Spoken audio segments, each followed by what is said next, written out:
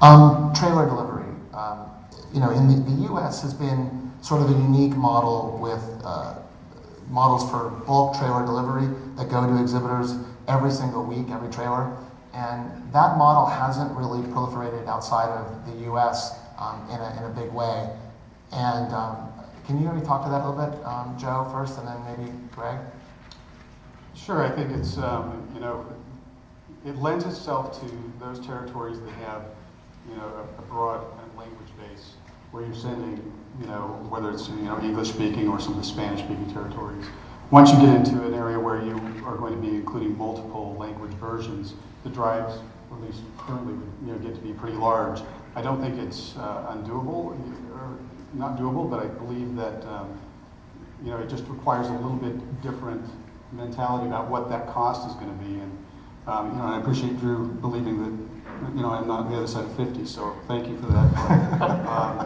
You know, I think just over a historical kind of what it costs to send trailers in other territories around the world as compared to what it is in the U.S., I think it's part of it is making that case with the studios of what they currently spend and the options of being able to have, you know, multiple languages in territories where they may use 2 or 3 different languages at a particular theater, and that's the other challenge with it.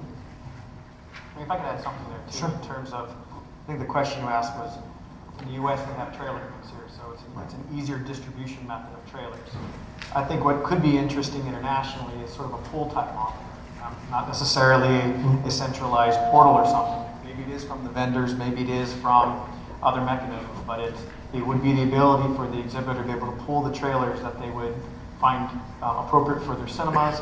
And then again, as I mentioned earlier, there needs to be some kind of communication back, an auto response that they've received it, that they've ingested it, and that they are playing it. So that would be very useful as well. Yeah, because without that handshake, you don't know that it's actually been delivered. That's correct. Can I just jump in? And Tom, I know we've discussed this, and I've talked with exhibitors and studios around the world about that, and I think a pull model was great. I think the challenge from some of the marketing teams is that they want to make sure that their trailers get there, and the concern is if you leave it to the exhibitor to pull those, they may not pull some of the trailers that, yeah, but you also have that to studio wants. You have to leave it to the studios also to harass guys like Drew. That's right, but I just want to point that out. That's one of the challenges with a pull methodology. We would never do that. I think there's also an issue, though, in terms of just ensuring that exhibition has a minimum level of connectivity. So that if there is a trailer that's coming in late, high profile, needs to get on a release, you ensure that you can get it in whether it's an hour, 2 hours, etc. Yeah. Whereas right now, there's a pretty wide level of variability between sites. Although the connectivity issue required for, say, trailer or smaller pieces of content would be very different than you would need for a broadband type delivery. Absolutely. Absolutely, but still an issue if it is, if there's a last minute change and you want to get it in there. Sure. And the bulk of trailers that go on a weekly basis actually in bulk is larger than a feature.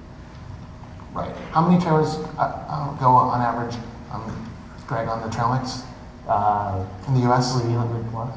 300 gigs or in terms of, yeah. 300 trailers? No, gig. Yeah, gig total data, right? Okay.